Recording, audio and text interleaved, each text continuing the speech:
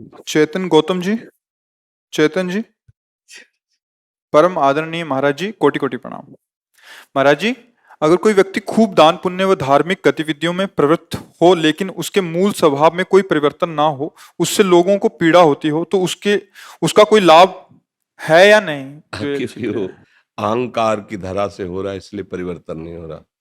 अगर परहित की भावना से है, तो परिवर्तन तत्काल शुरू हो जाएगा। क्योंकि जो दान पुण्य का भाव है वो अहम से हो रहा है।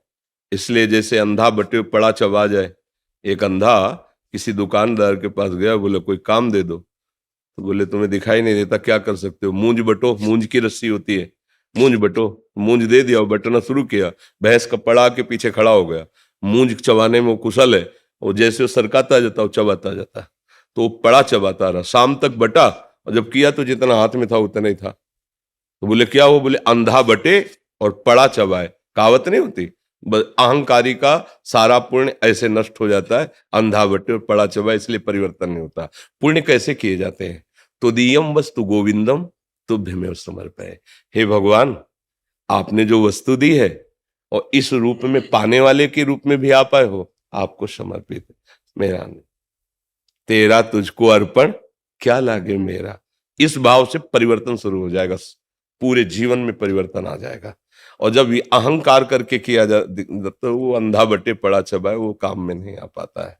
समझ पा रहे हैं आप? जी महाराज जी, समाज का जनरल जो परिदृश्य मैं देख पा रहा हूँ, जो उसकी लोगों का स्वभाव परिवर्तन नहीं होता, वैसे वो दान पुण्य वाले बनते हैं, वो करते हैं। देखो, एक चीज और होती है, दिखावे के लिए करना, वीडियो बनवाने के लिए और वाहवाही के लिए, वो परिवर्तन नहीं करता है, वो दिखावा होता है। कि अगर परिवर्तन करना है तो कोई भूखा बैठा हो, चुपचाप पवाया हो, कोई न जाने। भाई जी से हनुमान प्रसाद पोद्दार जी के पास जब कोई धनी मानी जैसे आते जाते रहते, तो कहते सेवा बताओ, तो बोलते अच्छा 500 कम्बल ले आना और रात्रि के 11 से 2 के बीच में हमारे साथ चलना। तो आप कार में भाई जी को बैठाल के ले जाते और दूर खड़ा कर देते गाड़ी, और रोडों में जो सो रहे हैं चुपचाप ऐसे कंबल ऐसे उड़वा के पूरी रात में सैकड़ों 500 कंबल ऐसे बांट आए। और जब उनको आनंद मिला तो जाने कि कम्बल उड़े पर किसने उड़ाया ये पता नहीं। ऐसे ऐसे हृदय का परिवर्तन होता है। सही दान वो है, गांव की कहावत में कहते हैं कि दाया हाथ देव बाया ना जान पावे, नहीं कहते गांव में? वो पुण्य वही लगता है। भाई हम दाया बाया की क्या बात है यार, तो लाखों लोग वाह वाह करें।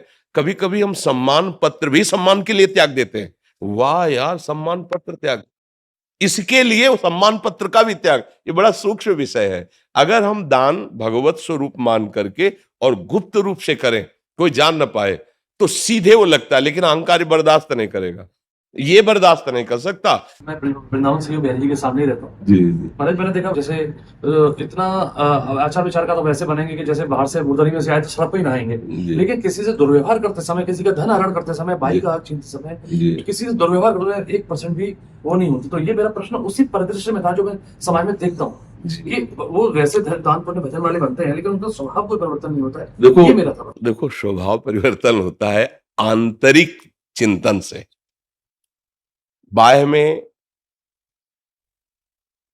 कुछ परिवर्तन नहीं होगा। बाह्य से आप समझ लो, अगर हम अहम रहित होकर के करें तो छोटी सी भी सेवा हमारा निश्चित परिवर्तन कर देगी। हाँ, और कोशिश करें हम अपने परिवर्तन के लिए कि हमें किसी में दोष न दिखाई दे। अगर दोष दिखाई देगा तो एक बुरा कर रहा है और एक बुरा देख रहा है और एक बुरा सुन रहा है, तो मुझे लगता है कि तीनों का अंतःकरण बराबर मलिन हो जाएगा। तो हमको उनकी निंदा भी नहीं करनी और अपने आप को बचाना है, और अपने समीप जो आ जाए उसे सही मार्ग समझाना है नहीं? हाँ, इसी से मंगल होगा। आपके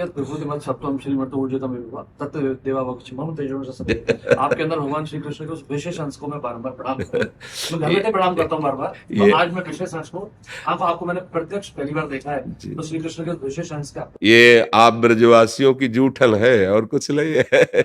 ब्रजवासियों के टूक मांग मांग के खाए, तो वही श्री कृष्ण के अंश हैं ब्रजवासी, उन्हीं का विशेष अंश भगवान ने कहा जिसके अंदर विशेष कुछ दिखे वो मेरा अंश दिया हुआ जानना। हाँ, भगवान ने विभूति, जब विभूतियों का वर्णन करते हैं